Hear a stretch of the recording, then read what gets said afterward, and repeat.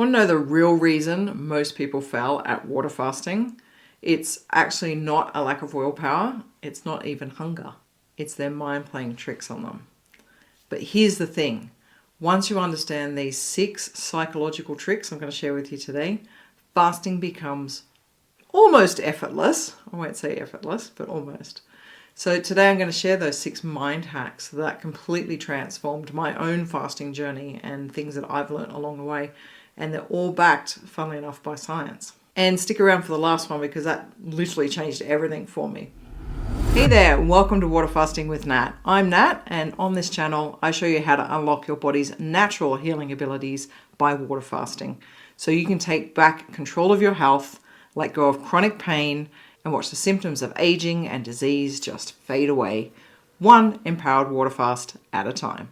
After helping many freedom fasters through their own fasting journey, I've definitely noted one important thing, that fasting is 90% mental and really only 10% of the physical how-tos. I know this just follows the normal rules of life and that most of it's mindset. So these are the exact mind hacks that's helped me and many others go from struggling with just say 24-hour fasting to really easily completing 3-day fasts and beyond that. And trust me, if I can do it as a complete food lover and sugar addict, anyone can do this. So on that note, let's get into mind hack number 1. I'm going to starve. Won't I feel like I'm dying? Yes, the classic, but I haven't missed a meal since 1975. Listen, you won't actually starve on a fast. Ghrelin, the hunger hormone, definitely is going to make itself well known. But if you wait it out, it really does quieten down. So we've experienced this many times before when you've missed a meal. You know, if you've been busy working and you've missed a meal, the hunger comes up and then all of a sudden it dissipates. So those hunger pains, they're more like a toddler's tantrum, loud and dramatic at first, but they're always going to settle down when ignored. So I want to cover a practical tip and also give you a mindset reset. And we're going to do that for each of these.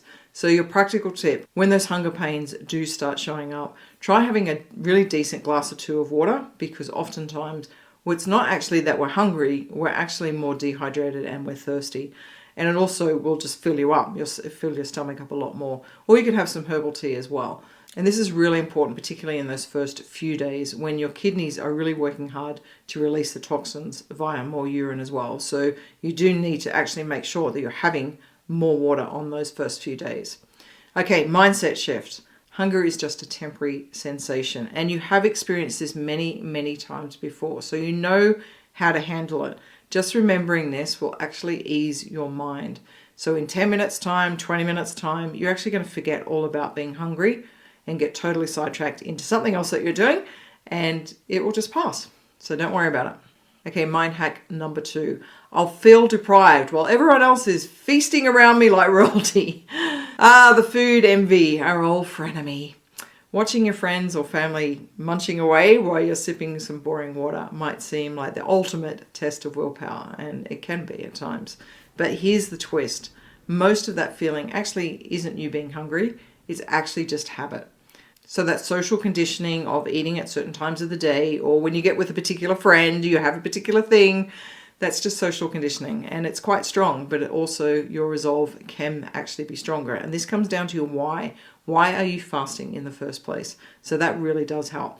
So here's a practical tip. Simply go and do something else that you enjoy at meal times. Really simple. And your mindset shifts. One of the things I say to my freedom fasters is to keep fasting as normal as possible. Don't make it a big deal. Work it into your life, because the more of it that you make it a big deal, the more the ego grabs hold of it and makes it a big deal. So this stops your head from really getting out of control and telling yourself lots of stories. Work it into your life. And it's not like you've been banished from the food kingdom forever.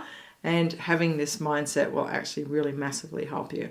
Another common feeling of fasting, and this is one that I actually finally tapped into and realized that I had, was that it was some sort of torturous punishment that should have been left maybe back in caveman days. So by carrying this belief that it actually was a really torturous punishment, I really was starting to suffer on my fast as a result. So really realizing that and bringing it to the forefront of my conscious mind, That enabled me to reframe fasting from a loss, because that's what it felt like, to really one of massive gain, and gain in my health, longevity, my future well-being. And that simple mindset shift has done absolutely amazing wonders for myself. So now I'm not suffering through my fast. I actually feel like I'm gaining something. And remember, any amount of time that you're fasting is incredible for your health. It doesn't matter if you're only doing 12 hours and you're working your way up to a 3-day fast. Just know that you can stay with it with these few little mindset shifts and some practical tips, and work your way up to a 3-day fast at least. And you're going to really make some massive gains from that. Remember, any amount of time fasting is incredible for your health. So know that and stay with it. All right, mind hack number 3. I'll lose all my energy. How will I possibly work or even function? Now, this is a big one. You're probably picturing yourself maybe crawling onto the couch, dramatically throwing yourself down and unable to move for many days. But actually, once you hit ketosis, so your fat burning super mode, then you're going to feel far more energized. So certainly in the first few days, you may not feel amazing, but after that, you're going to feel incredible and maybe better than you've ever felt. Maybe you'll be more energized than you've been since a rollerblading teenager. Many people, when they're fasting, including myself, feel much sharper, clearer, and far more productive during fast. So your body switches from where's my burger mode to where we're burning fat, and you're really finding that sweet zone. So a practical tip here is keep it light. You're not here to break any Olympic records. Just walking, stretching, deep breathing are really going to become your best friends. And listen to your body. If it says nap, then by all means, nap like a pro. Like, really take some time out. This whole idea of water fasting is about resting the body, because the more things that you do during a fast is taking energy away from your healing. So just keep that in mind. All right, so a good mindset shift here. Count your fast in hours, not days. By doing this, you're going to take advantage of the fact that you can start your fast after dinner or even in the late afternoon.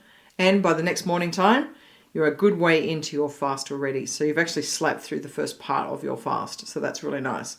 And this alone can be a massive psychological advantage for you. So definitely use it. And if you're finding these mind hacks helpful, then hit that like button and stick around, because mind hack number 6, the last one, was actually a game changer for me. It totally transformed my entire relationship with failure on a fast. Okay, so mind hack number 4. But I'm the family head chef. How do I manage that? I've heard this so many times. I think I was a bit surprised at how often this actually was an issue for people. But I get it. I don't have a family, so that I have to cook for. But if you do, I really do understand it. But guess what? You don't have to let cooking for others derail your fasting plans. So a practical tip that I share with my Freedom Fasters quite often here is pre-make your meals for your family. Toss some ready-made meals into the fridge or freezer that all they've got to do is take it out and put it in the microwave or oven to heat them up. Or takeout is also an option here. So there's no shame in outsourcing while you're on a fast. Okay, a good mindset shift here. Don't make this harder than it needs to be. If cooking is going to be a temptation for you, get creative with your solutions. Prepare in advance and take a break from the kitchen altogether. If you can't avoid the dinner table, just pretend maybe that you're the chef on the cooking show and you're the one winning the grand prize. Better health. Okay, so mind hack number 5. What? No coffee? Oh my God, the coffee dilemma. I get it. Actually, I don't get it. I'm really a unicorn and I don't drink coffee. But yes, the morning cups of coffee is life for many people. But the good news is you can still have black coffee. But let me tell you a little secret. Cutting back on caffeine during a fast is definitely going to give your adrenals a much needed vacation. They are really starting to clean themselves out, and any amount of caffeine is going to absolutely hit you like a ton of bricks. So really try and knock back the coffee if you can. So a practical tip here, if you do need your caffeine fix, maybe start tapering down a couple of days before you fast to avoid those withdrawal headaches, because they're probably one of the big things that will bring you back to coffee once you're on a fast. And during a fast, stick to small amounts of black coffee. So no sugar, no cream, no exceptions, okay? And heads up, you can actually have some herbal tea, which is much better for you on a fast. Okay, a mindset shift here for you if you're a bit of a coffee addict. Think of fasting as a chance to reset your relationship with caffeine. It's like giving your body a little break from the constant buzz all the time. And who knows, you might actually learn to live without it and actually feel amazing. Mind hack number 6, the big one. What if I fail and I actually go back to eating? And what if I just can't do this? The fear of failure, that little voice whispering, what if I cave? So here's the scoop. Failing isn't even a thing when it comes to water fasting.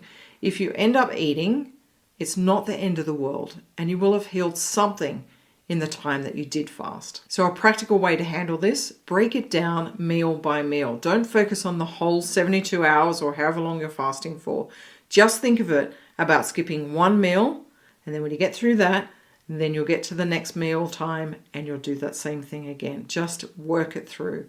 So that sort of leads in to the mindset shift as well. Fasting is like a muscle. The more you flex it, the stronger it's going to get. So whether you're fasting for 24 hours or the full 72 hours on a 3-day fast, your body is still healing and your fasting muscle is growing and it's getting stronger.